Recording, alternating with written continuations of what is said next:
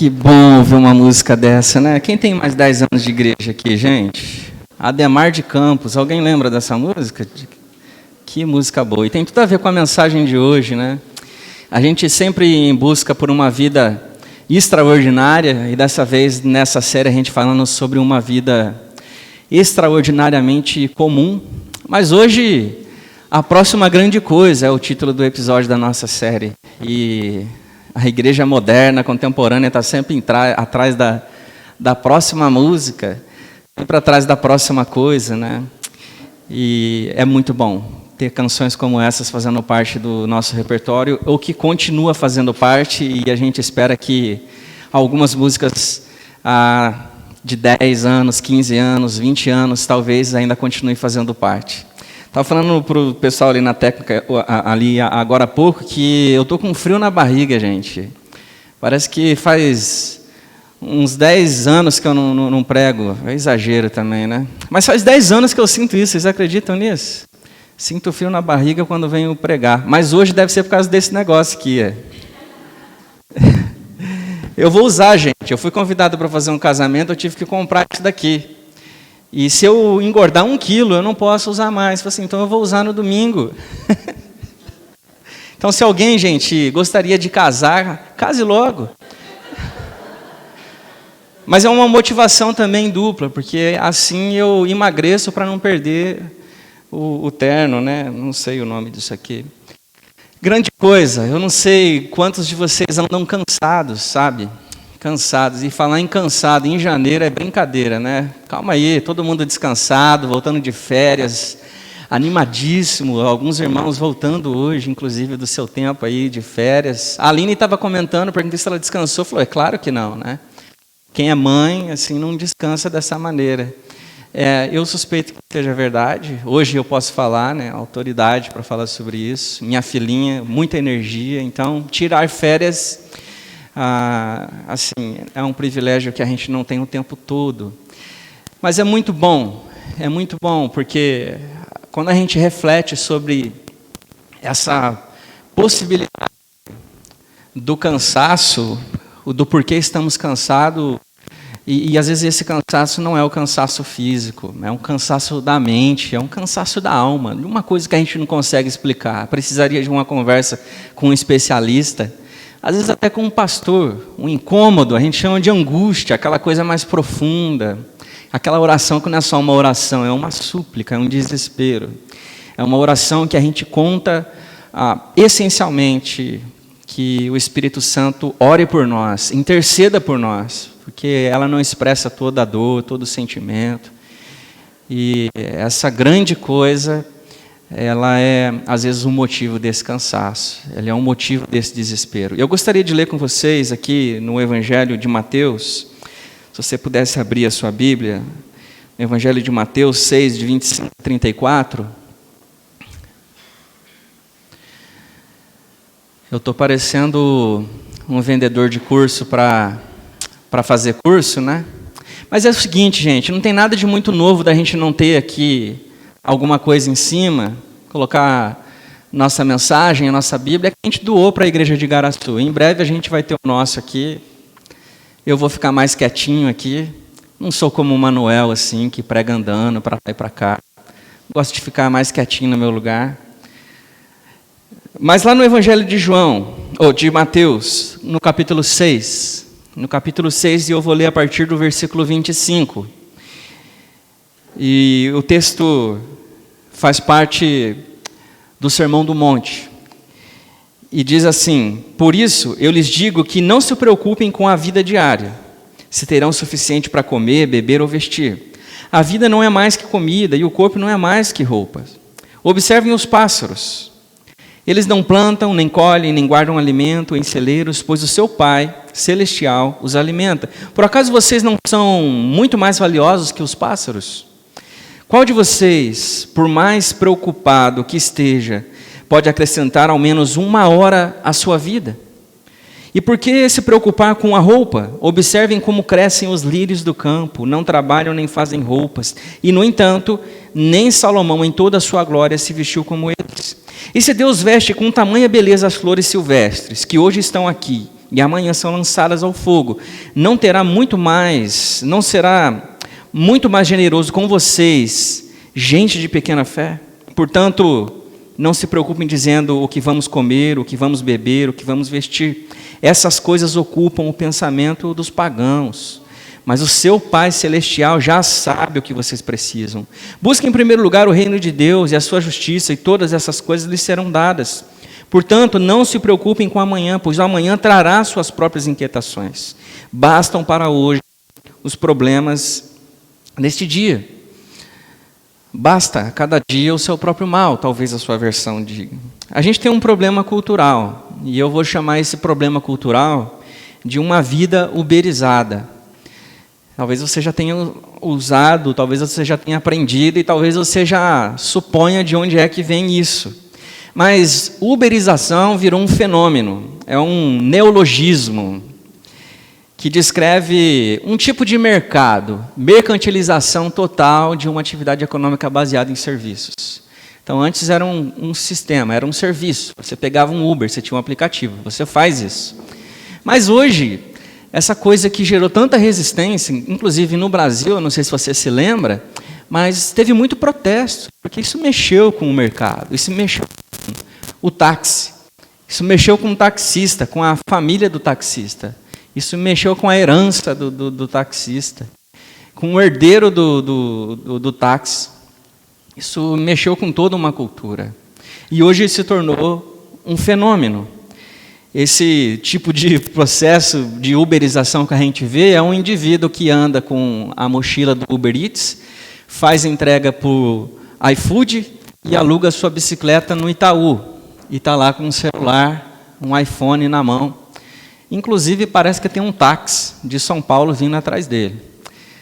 E talvez na frente seja um Uber, né? Então, a gente tem esse fenômeno que se tornou uma novidade. Alguns têm um pensamento bastante resistente sobre esse tipo de mercado e que é que ele se torna. Mas o fato é, chegou. Esse modelo está aí. E parece que, culturalmente, a gente não pode fazer muita coisa.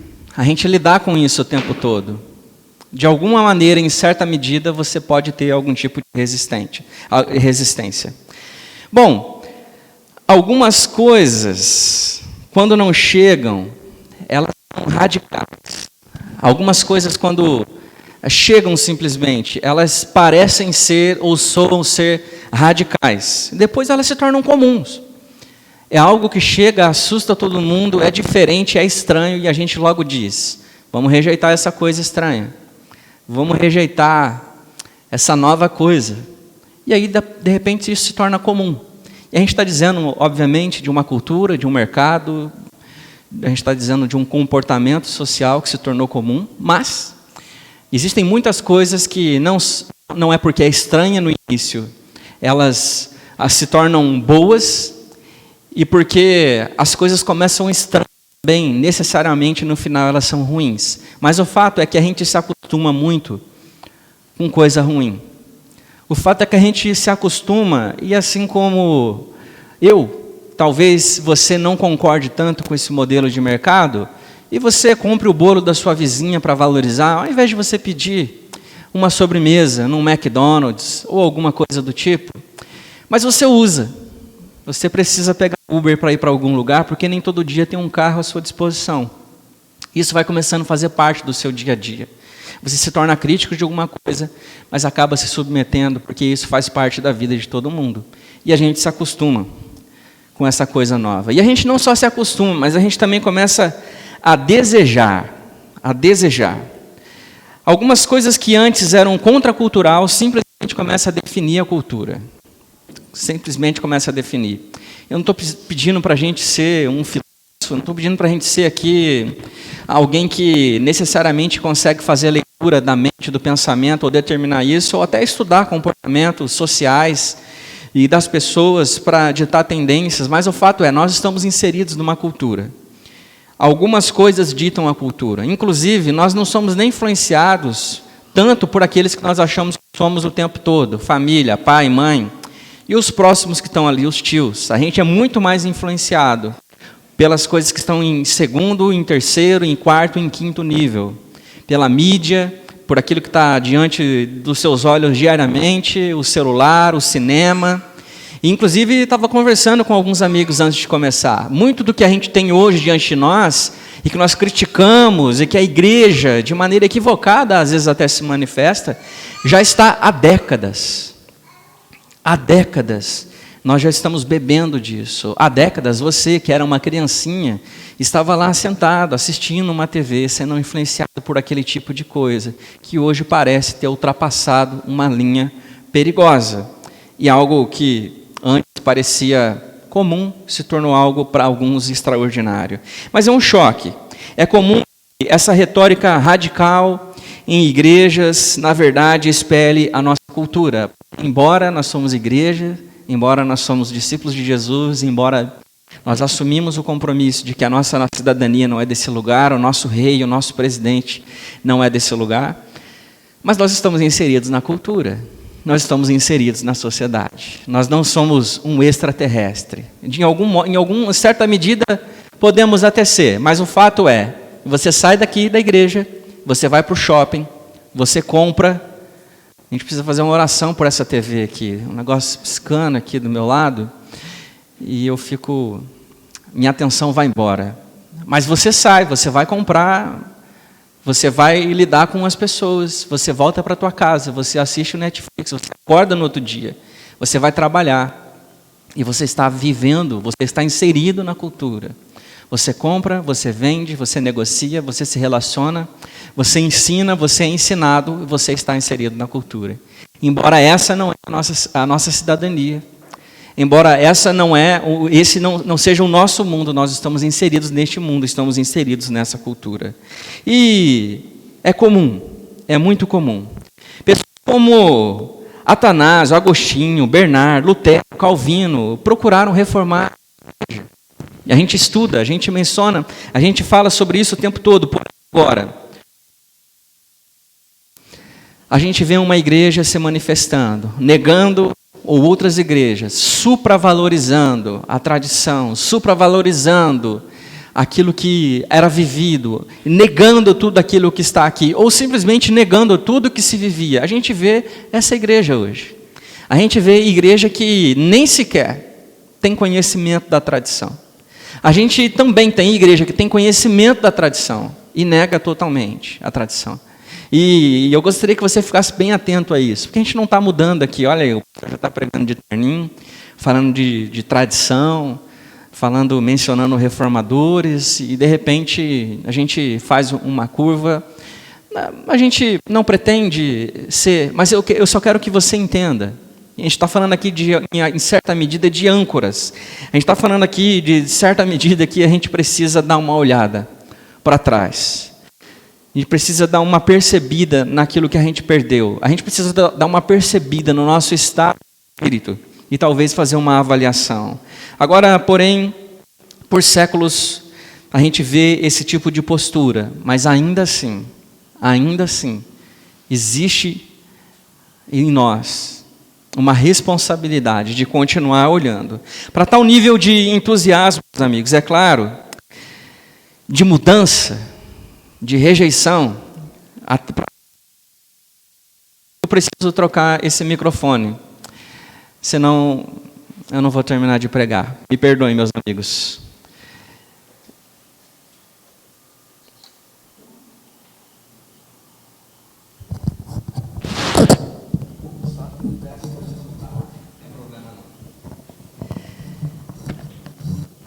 A gente, para estar nesse nível de transformação, de inovação o tempo todo, que vai gerando esse cansaço, vai gerando essa fadiga, e de vez em quando, claro, as coisas realmente precisam ser sacudidas, mas a gente não precisa viver uma vida como uma empresa Nike, ter o tênis novo todo mês. A gente não precisa ser uma Apple, lançar um novo iPhone da vida o tempo todo. A gente não precisa estar se reinventando o tempo todo. E essa é a máxima da cultura. Essa é a máxima da cultura, que a gente precisa se renovar, a gente precisa se inovar, para você se encaixar, para você ser aceito. E tem gente que confunde, que às vezes a gente precisa se inovar profissionalmente, a gente precisa se capacitar para continuar atuante no mercado de trabalho, e a gente acaba inovando outras coisas na vida, sabe? A gente inova a nossa espiritualidade, a gente inova no casamento, dá um upgrade, a gente tira algumas peças da vida assim, que são importantes. A gente vai ficando sem chão, vai endurecendo o coração, cauterizando, sabe, o cérebro, o coração, tornando duro a coisas que dependem de um solo sensível, um solo pronto, um solo ensinável. E a gente vai endurecendo, e de vez em quando a gente precisa, sim, dar essa sacudida. Mas em nossa cultura é difícil saber quando termina um grande terremoto e a gente tem uma coisa menor vindo. É difícil saber, é difícil fazer essa leitura o tempo todo, especialmente quando a gente tem choques grandes e a gente tem choques menores. É difícil saber o tempo todo quando uma grande onda precisa ser evitada e outra precisa ser aceita. Mas o importante é a gente lembrar que a palavra de Deus, ela é uma palavra viva. E por isso, de tempos em tempos, algumas coisas precisam ser sacudidas. Algumas coisas precisam ser reavaliadas na nossa vida. E de repente, entendendo que a palavra de Deus é essa palavra viva, é atuante, a palavra que é presente para todo tempo e para todo pecado em todo tempo. Entendendo que essa palavra tem esse compromisso, de tempos em tempos, essa palavra precisa confrontar a maneira como nós estamos lidando com a nossa espiritualidade, a nossa religiosidade, a maneira como a gente está lidando com a nossa comunidade de fé, a maneira como você está se comportando à luz da sua religiosidade no resto da vida. Porque às vezes você não nega que você é cristão no mundo afora, mas você é um tipo de cristão que não exala o bom perfume de Cristo. Você é um tipo de cristão que se comporta como se estivesse de fato lutando no lugar de Deus, no lugar do Espírito Santo, você travando lutas e batalhas num lugar que não é desse nível, não é dessa altura. Contudo, essa palavra, ela não somente derruba, mas é uma palavra também que constrói. Embora muita coisa venha sendo derrubada, o Evangelho, a palavra de Deus, que é viva, ela vem construindo também, ela vem nos moldando.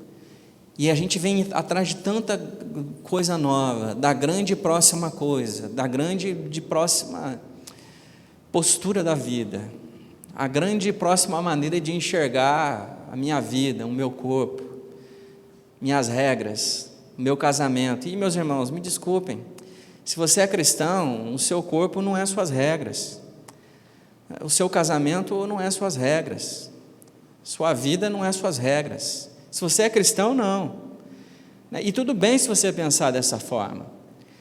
Mas assim, não use a palavra de Deus para isso, como justificativa para viver uma vida do jeito que você quer.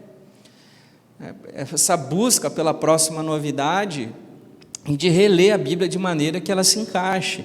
Então não é só os pastores que fazem uso do texto bíblico para conquistar o coração das pessoas e mover eles na direção que eles precisam, mas a gente também ouve bons pastores, boas palavras. A gente também na nossa vida devocional pega a Bíblia como uma caixinha de perguntas e boas respostas que satisfaçam a nossa vontade. A gente também faz isso, a gente também tem dificuldade de pegar o texto bíblico, e às vezes a gente também tem necessidade de deixar o texto bíblico e valorizar ou supravalorizar uma relação mais transcendente, mais espiritualista, que supra esse lugar que é o lugar que eu não quero preencher com a palavra de Deus, com a Escritura, mas eu quero preencher com arrepio, eu quero preencher com a próxima sensação, eu quero preencher com a próxima sensação da moda do mundo evangélico, a próxima unção, a próxima manifestação, a unção que sobe a parede, a unção que deita no chão, a unção que voa, a unção do brilho de alguma coisa. E, meus irmãos, dê lugar às Escrituras, dê lugar à palavra de Deus. Então, essa próxima grande coisa não é uma coisa só da cultura, fora desse ambiente cristão, evangélico ou evangeliquez, ou das estruturas eclesiásticas. Não é, mas é nosso também, porque a gente está inserido nesse mundo, a gente está inserido nesse lugar. E às vezes a gente está tão machucado, tão cansado nessa busca pela grande coisa, que a gente precisa sentir uma coisa ao invés de refletir sobre uma coisa só, uma vida comum, uma vida ordinária. Lembrando que uma vida ordinária não é uma vida medíocre, mas é a vida onde a gente se dedica diariamente a ouvir ao Senhor,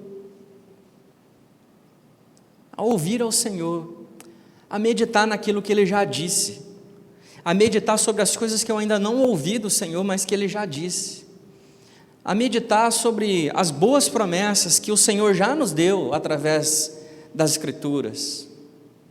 Lá tem grandes coisas extraordinárias, mas esse é o problema do nosso tempo, e a gente não fica só debruçado sobre o problema desse tempo, porque quando a gente olha para o Evangelho de Mateus, no capítulo 6, aqui que nós lemos, desses versículos, a gente vê uma vida simples, e a gente é convidado a viver uma vida simples. A gente é convidado a viver uma vida sem ser essa vida extravagante em busca do próximo nível, em busca da próxima grande coisa, em todas as áreas da nossa vida. E eu repito aqui com vocês a leitura desse texto, mas eu gostaria de ir lá para o final, no versículo 32, que diz: essas coisas ocupam o pensamento dos pagãos.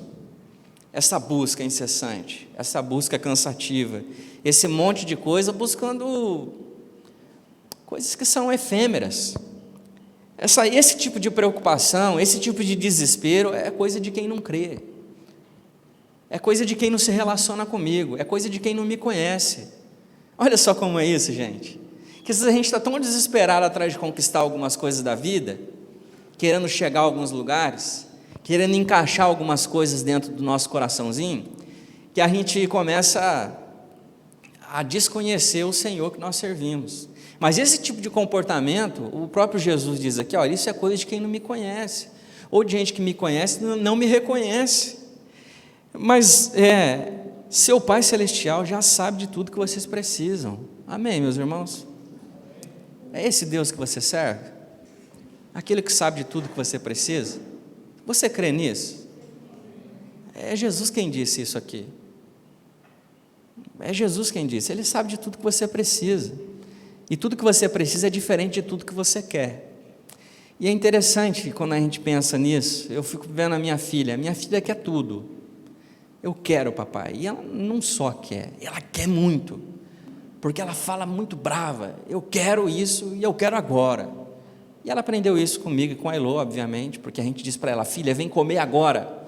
Então quando ela quer alguma coisa, ela diz, eu quero agora. Assim como você quer que eu coma agora. Então eu quero, filha, tudo bem, você pode querer, mas não significa que você vai ter. O papai quer um monte de coisa também, e o papai não tem, e eu falo para ela exatamente como eu estou dizendo para vocês. Mas isso é coisa da minha filha, a minha filha ainda não entende que ela não tem, ou não terá tudo aquilo que ela quer, porque minha filha não amadureceu ainda. Às vezes a gente tem essa relação com Deus, Deus, eu quero, e eu quero agora. Me dá, Senhor. E Jesus diz assim, filho, eu sei que você quer, mas você não vai ter tudo o que você quer, mas você terá tudo o que você precisa. Tudo o que você precisa. Ele diz aqui, o Pai Celestial já sabe de tudo que vocês precisam. Então busque em primeiro lugar o reino de Deus, e não a sua vontade. Não a sua vontade. E quem disse aqui é o próprio Jesus, que diz, Senhor, que não seja feita a sua vontade, a minha vontade, mas seja feita a sua. A gente não pode pegar a oração de Jesus e dizer ao contrário, Senhor, que seja feita a minha vontade, e não a sua vontade, Senhor, porque a minha vontade, Senhor, é boa, perfeita e agradável. A gente não pode fazer esse tipo de oração enquanto a gente está desejando as coisas da vida. O fato é que a gente também não gosta de admitir, eu não gosto de admitir, vamos falar a verdade. Quem gosta de olhar nos olhos de alguém e dizer assim, poxa vida, eu errei, de eu chegar para Elô e dizer assim, eu errei. A gente é orgulhoso demais para gostar de fazer isso. Se alguém gosta muito de fazer isso, compartilha comigo do seu sentimento, do caminho que você leva, porque reconhecer que errou é um caminho difícil. Mas assim, olha só o que Jesus continua dizendo: portanto, não se preocupem com amanhã, pois o amanhã trará as suas próprias inquietações. Bastam para hoje os problemas deste dia. Basta.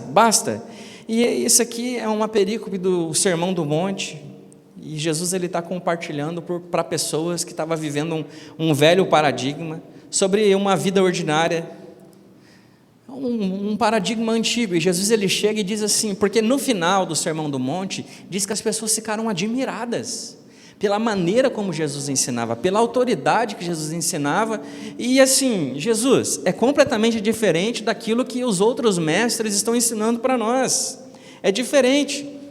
E é interessante que Salomão já havia mencionado coisas do tipo: não há nada de novo debaixo do sol, não há nada de novo debaixo do sol, nada no fim da vida vai te surpreender mais do que uma vida extraordinariamente simples. Nada na vida vai te surpreender mais do que viver uma vida satisfeita e completa no Senhor. Nada. Perceba que o próximo grande passo, que a próxima grande coisa, também parecia ser um problema dos dias de Jesus. Parecia ser. Uma uberização já estava presente naquele dia. Um novo paradigma precisava ser apresentado. Já havia gurus pelo jeito, já havia coaches da fé colocando um fardo desnecessário sobre a vida das pessoas, dizendo para elas: orem muito, orem bonito, orem publicamente, deixe as pessoas saberem, doem muito, dê tudo que você tem, faça para você ser reconhecido, para você ser conhecido, faça isso. E Jesus diz: não, espera um pouco.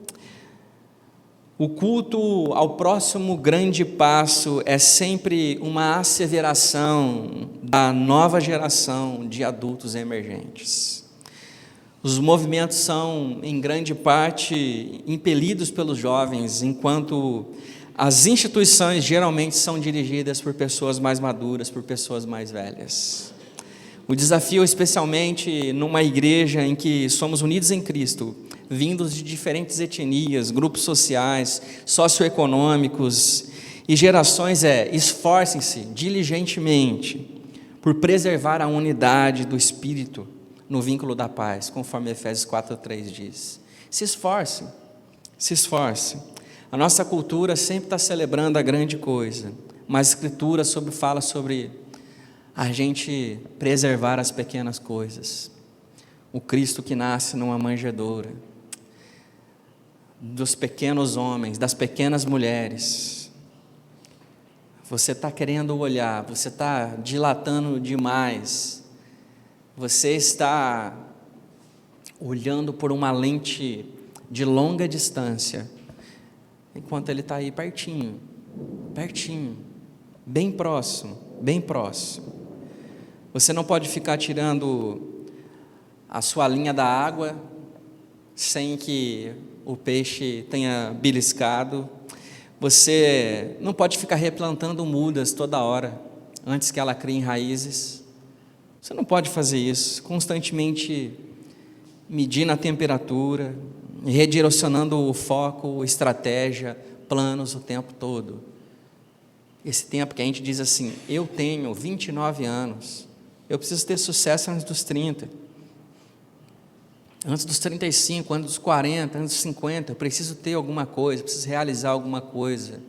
E a gente pega 30 planos durante 10 anos, faz 5, 10 coisas ao mesmo tempo, porque alguma coisa tem que dar sucesso, eu tenho que dar certo, eu tenho que fazer alguma coisa florescer, eu tenho que fazer, eu preciso,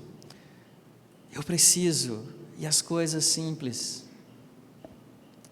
O Senhor está do nosso lado, na brisa, no vento calmo. É essa maneira que Ele está se encontrando. E a gente ouve isso de todo tempo, em todo lugar, em todo lugar. Porque é o advogado formado nesse espaço, que diz que você tem que tirar, que tirar, que tirar. É o psicólogo formado também nesse ambiente, que diz que você precisa conquistar algumas coisas, você precisa abrir mão de algumas coisas que são importantes. Eu não estou falando mal das classes, mas o pastor também, que às vezes dá conselhos triunfalistas, que empobrece as pessoas, desvaloriza as pessoas, empobrece intelectualmente, enfraquece a fé delas. Sabe, Chesterton observou em 1924, essa guerra que a gente tem, tradicionalismo versus outra coisa. Todo mundo moderno tem se dividido em conservadores e progressistas. Conservadores e progressistas, esquerda e direita. O trabalho dos progressistas, segundo Chesterton, ok? É continuar cometendo erros. O trabalho dos conservadores é evitar que erros sejam corrigidos. Mesmo quando o revolucionário se arrepende pessoalmente da sua revolução, o tradicionalista já está defendendo a mesma como parte da sua tradição. Temos assim dois grandes tipos: a pessoa avançada, que corre para nos levar à ruína, e a pessoa retrospectiva, que fica a admirar as ruínas. Ela as admira especialmente à luz do luar, quando não há luz da bebida embriagante. E ele continua dizendo que a resposta ao progressismo, bem como ao tradicionalismo, é a mesma. É a mesma. É estar aberto para o poder que nunca muda, mas é sempre novo. A palavra de Deus, como a nossa única forma de fé e prática. Eu tenho dito para alguns amigos, embora o nosso tema não tenha nada a ver com isso, mas é porque às vezes a nossa vida tem sido pautada por esses caminhos, ou por um ou por outro. O Farol não tem se posicionado politicamente, partidariamente em nenhum lado, até porque a igreja não é um partido, é uma igreja, e a nossa vida é regida pela palavra de Deus, que é a nossa única regra de fé e prática. Como eu disse, ok, se você estiver sendo guiado, pautar a sua vida por outro lado que não seja a palavra de Deus, mas nós vamos continuar fazendo isso, e essa igreja vai continuar sendo lugar para você ouvir essa palavra, e nós vamos continuar crendo no poder do Espírito Santo, continuar crendo no poder das coisas simples e comuns, continuar crendo que a grande coisa já foi feita, é Deus que se fez homem, esteve entre nós, é aquele que morreu por mim e por você. Eu vou continuar crendo nisso, vou continuar crendo. Portanto, vamos deixar a banda que está passando diante de nós, desfilando em direção a grandes coisas, e vamos se preocupar em fazer a faxina de cada dia, na nossa vida, avaliar as pequenas coisas da nossa vida, as coisas básicas da nossa vida, as coisas do dia a dia da nossa vida. E quando eu falo disso, eu gostaria que você se forçasse a pensar não de maneira literal, mas metafórica também. Porque quais são as pequenas coisas da sua vida emocional? Ninguém entra em depressão do dia para a noite, da noite para o dia. Ninguém entra numa crise emocional profunda por causa de uma coisa apenas, ou por causa de uma coisa que acontece em um único dia.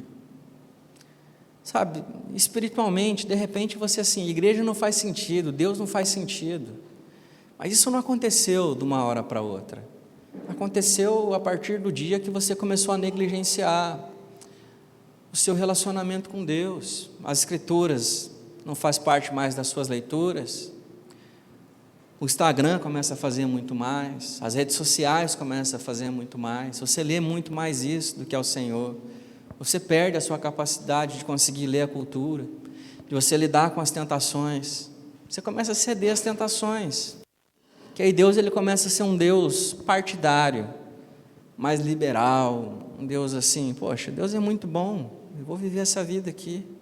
Inclusive, comunidade de fé. A comunidade minha é onde eu estou, é com quem eu estiver.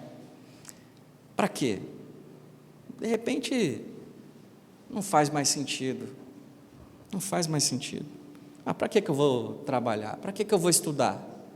Para quê? E aí mexe inclusive com a sua autoestima, né? Para que eu vou fazer isso? Eu sou ruim mesmo. Eu sou incapaz mesmo. Não é de uma hora para outra. Não é. Então, ao invés de fazer parte da banda, tocando, correndo, euforicamente, em direção à próxima grande coisa, pare um pouquinho. Vai fazendo a faxina do dia a dia. É um convite. Encontramos alguns tesouros esquecidos, talvez, nessa faxina. Igual 1 Tessalonicenses 5,11 diz: julgai todas as coisas e retenha o que é bom. A gente precisa de tempo para isso. A gente precisa de tempo. Precisamos buscar, em certa medida, as âncoras. Aquilo que, às vezes a gente precisa lembrar da avó. Às vezes a gente precisa lembrar dos pais. Às vezes a gente precisa lembrar da conversão. Às vezes a gente precisa mudar um pouquinho nossa playlist. Às vezes a gente precisa rever as pessoas que a gente segue, que a gente acompanha assiduamente e acaba sendo os nossos gurus, acabam sendo os responsáveis, as personalidades que comunicam aquilo que a gente gostaria de ouvir de Deus. Sabe? Que coisa boa essa oportunidade que o Senhor nos dá. Eu gostaria de convidar você a refletir e praticar em 4 pontos, 4 reflexões. O que você diria se alguém lhe perguntasse como foi a igreja nessa semana? Reflita sobre as suas respostas. Seu cansaço, enfado, descontentamento com sua comunidade de fé, com seu casamento, com seu corpo, seu negócio, seus estudos, trabalho, tem relação com a sua busca pela próxima grande coisa? Você já parou para pensar nisso? Se você fosse descrever suas âncoras, pilares, seria fácil para você descrever isso? Não, eu tenho minhas bases. Tenho. Quando tudo está dando errado, é só olhar para isso aqui que eu sei de onde recomeçar. Você tem isso firme para você? Seu casamento, a sua espiritualidade, a sua sexualidade, o seu conhecimento e assim por diante. Quando essas coisas não estão, aonde é que você volta? Qual é o ponto de partida? Qual é? Por último, Jesus, ele continua a ser o centro da sua vida. Ele tem sido a sua fonte de contentamento. Ele tem sido. Você pode ficar em pé? Gostaria de concluir convidando você a confiar no Senhor, a estar no Senhor. Obrigado, Jesus. A vida, ela vai muito além dessas grandes coisas. Vai muito além dos dias difíceis, dos grandes dias de problema e dos grandes dias de conquistas. Às vezes a gente precisa parar um pouco mesmo, Senhor, e fazer essa faxina, reter aquilo que é bom, pensar nas coisas que são boas, nas coisas que vêm do Senhor. Minha oração é que o Senhor ajude aqui os meus irmãos, Pai. Ajude os meus irmãos, nos ajude, Pai. Nós contamos com o Teu Espírito Santo, que nos convença, Senhor, de que algumas coisas podem sim ficar de fora, que algumas coisas sim a gente deve perder, para ficar no centro da Tua vontade, Pai, e manter o Senhor nesse lugar essencial de equilíbrio na nossa vida, Pai, em nome de Jesus. Convidar vocês a refletir nessa canção, antes da gente partir.